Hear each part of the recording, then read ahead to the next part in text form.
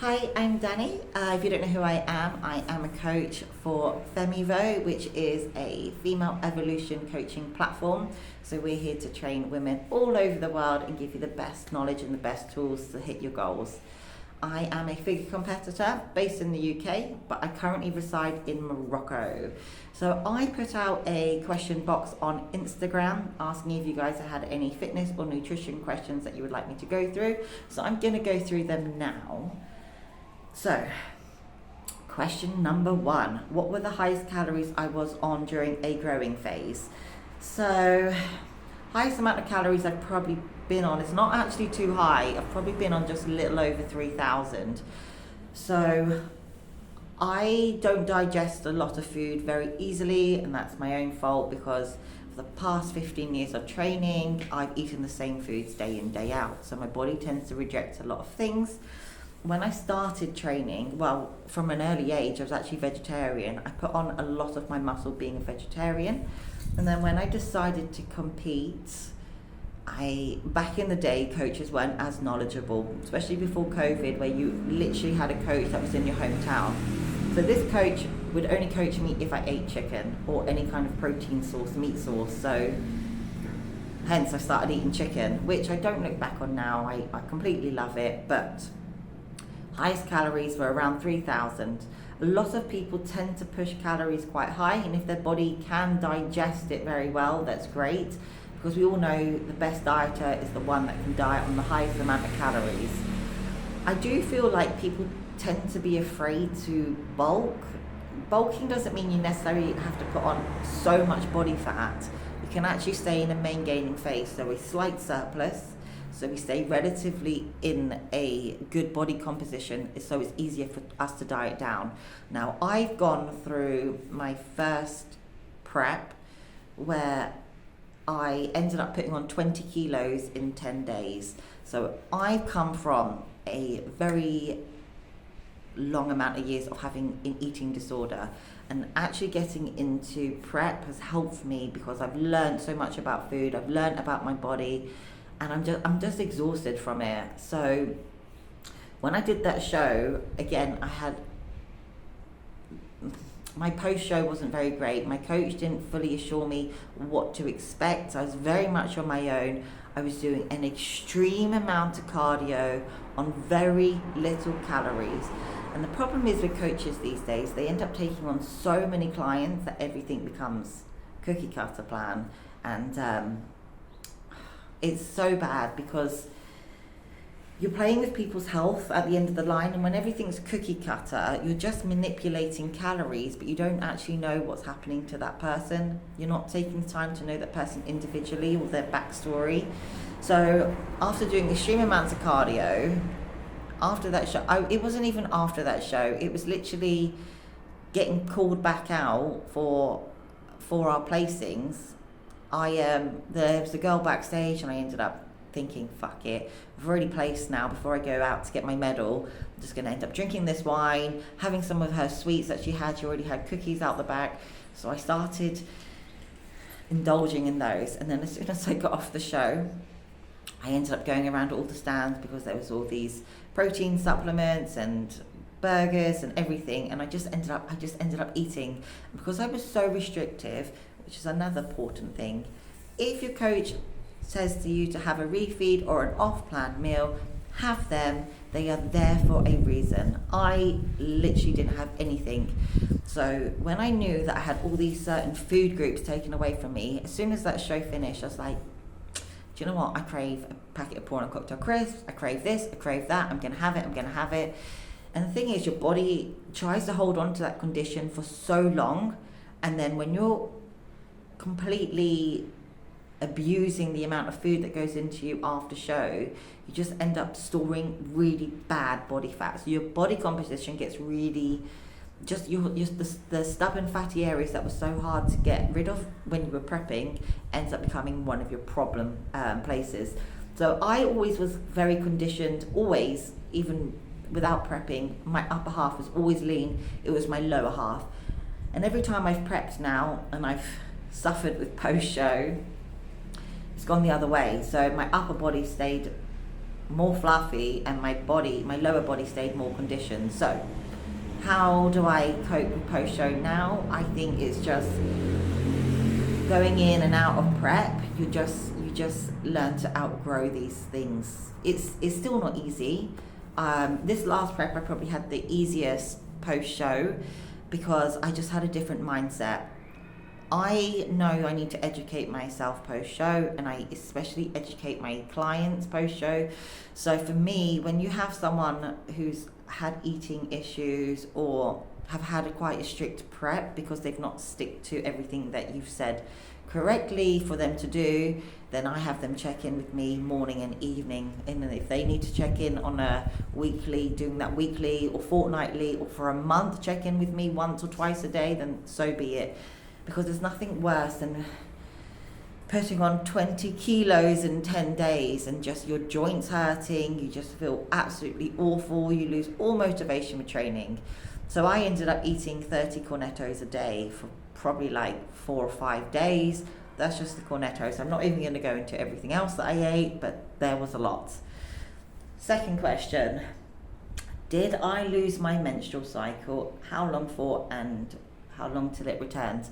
So I currently still lost my menstrual cycle. I'm almost on a year. I actually downloaded an app. I never used to track my periods, but I've always suffered inconsistent periods. So I was quite late getting my period as a kid.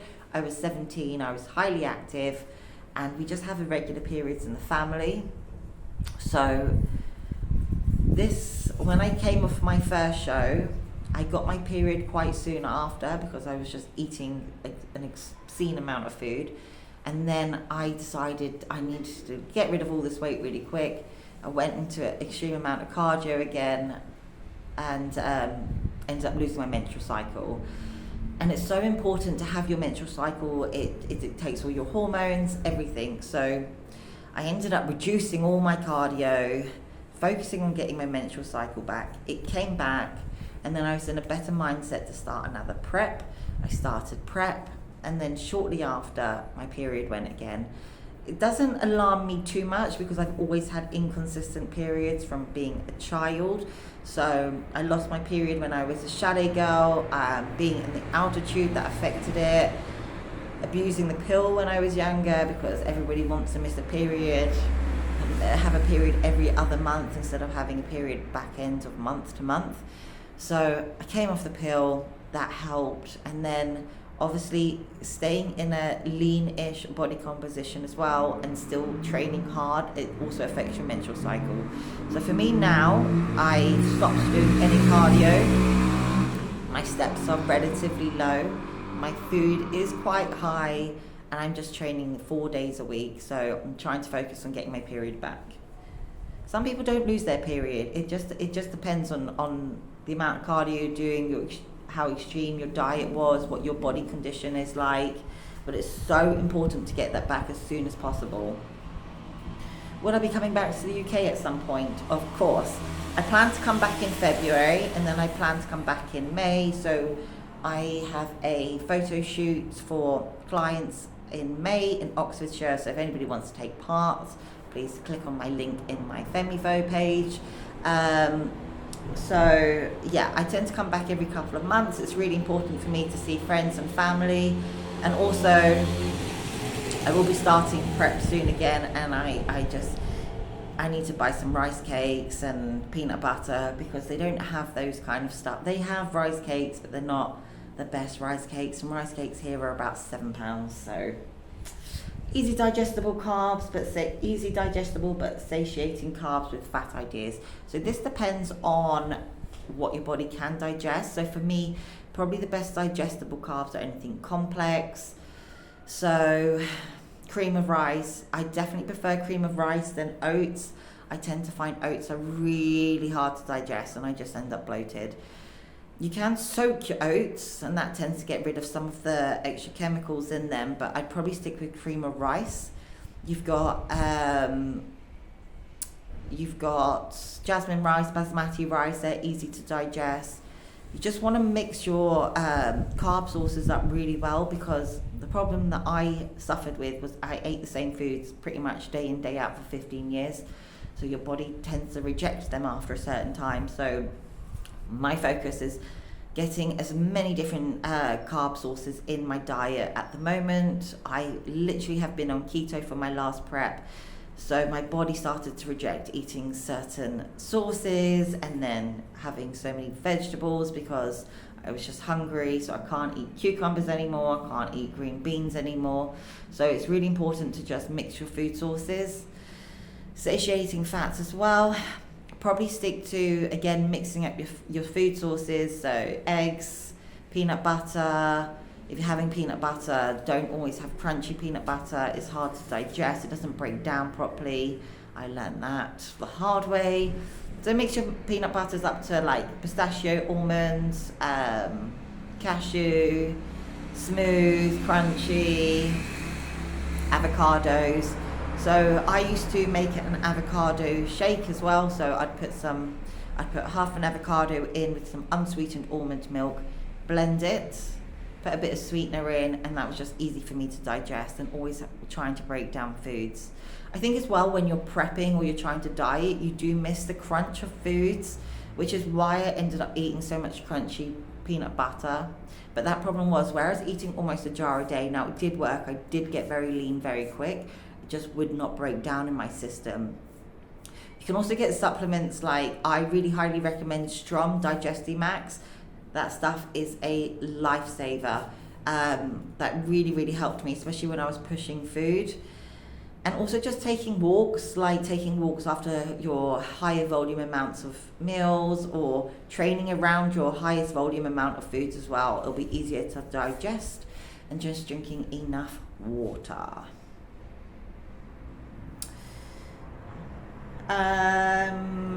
You can also have as well, if you're on a high fat diet, just add extra coconut oil into your food, as long as it fits your calorie intake as well, because that's super easy to digest if you can't digest certain foods. Can I tell you a little bit more about Femivo and what country they are? So Femivo is a worldwide coaching platform.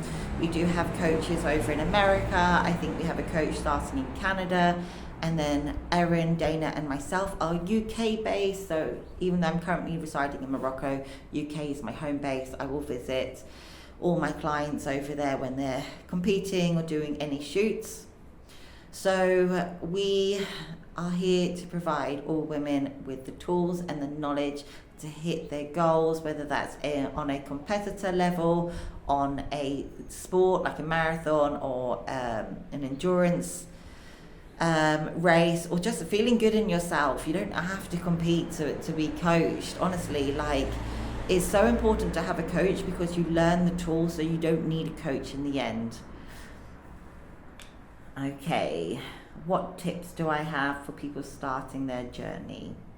So my top tips are, try and learn something every day. Knowledge is power when it comes to training and nutrition.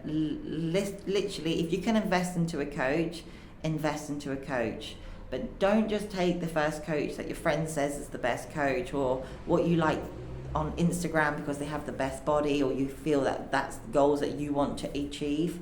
Challenge a coach. I've had so many bad coaches that I wish I was just brave enough to say, you're not providing me with what I've asked for. And you tend to know, when a coach has so many clients, things aren't always as they seem. A lot of things are cookie clutters. Their check-ins tend to be delayed. You're chasing them up for your check-in, and for me that is a red flag. No way. No matter how many clients I have, every client will feel like they're my only client. I will not miss a beat. So yeah, invest in a good coach if you can. But if you can't afford a coach, there are so many other platforms. So this is why I'm trying to do this kind of video at the moment, because I want you to use it as a free coaching tool.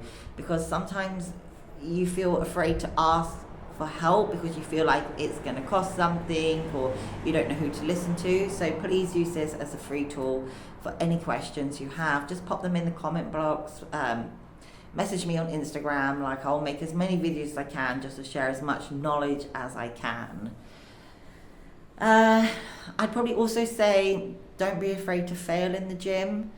Everyone started from somewhere. My journey into fitness, honestly, was, you wouldn't believe it. I was so afraid that I'd go to the gym at 2 o'clock in the morning because I thought people wouldn't be in the gym at 2 o'clock in the morning. They are people in the gym at 2 o'clock in the morning. So I would just do the same thing day in, day out. I would literally just do the leg press and I would just walk on the treadmill. I remember my first experience going into the gym. It was probably around 5, 6 in the evening, bad move. It was so busy. I was too afraid to look where the toilets were, so I went and I really needed the loo. I just went straight to the treadmill. There was this guy running, and I was like, he was running next to me, and I was just thinking, oh my God, I sound like I'm breathing really loud. I sound really heavy on the treadmill, walking, and I felt I had to run. And so I started running, and I was like, oh my God, I was so out of breath after a minute. I was like, I need to get off, but he's going to think I'm really weak because I'm only lasting a minute. So I literally only suffered 10 minutes, and I was just like, nah, I can't do it. And I left. I was in the gym for less than 20 minutes. It was really hard, and that's for me why I started going at 2 o'clock in the morning. I had 2 knee reconstructions, which is why I started the gym. I was actually a wakeboarder, I was coaching wakeboarding, and I busted both my ACLs. And because I'm hypermobile, the doctors didn't believe me, and because I have quite a high pain threshold, and I had horses, I didn't have time to be sick, I just needed to suffer and get on with it. To the point my knees got really, really bad. Like, if someone was chasing me, if a serial killer was chasing me, I would just have to let them take me because I would be crippled on the floor. My knees would just dislocate. So I ended up getting them fixed, and the physio told me to just do the leg press. So I literally just did the leg press, and it was literally like 16 kilos, and that was really hard work for me. I swear to God, because I was too afraid to sweat, and I didn't want people to think I was the new kid in the gym. There was this guy called Sebastian who came up to me really early in the morning and was like, look, I really can't watch what you're doing. You're just doing the same machine. You're just going to end up with massive legs. I wouldn't have ended up with massive legs. I was only pressing 16 kilos. And he said, look, I'll show you the way. And I was thinking to myself, oh God, I can't say no. As in, literally, I'm such a people pleaser. I was just like, yeah, okay. And I thought, oh, fuck it. I'm never going back to the gym at 2 o'clock in the morning. But I did. I went at 2 o'clock in the morning, he was there, and he showed me the way.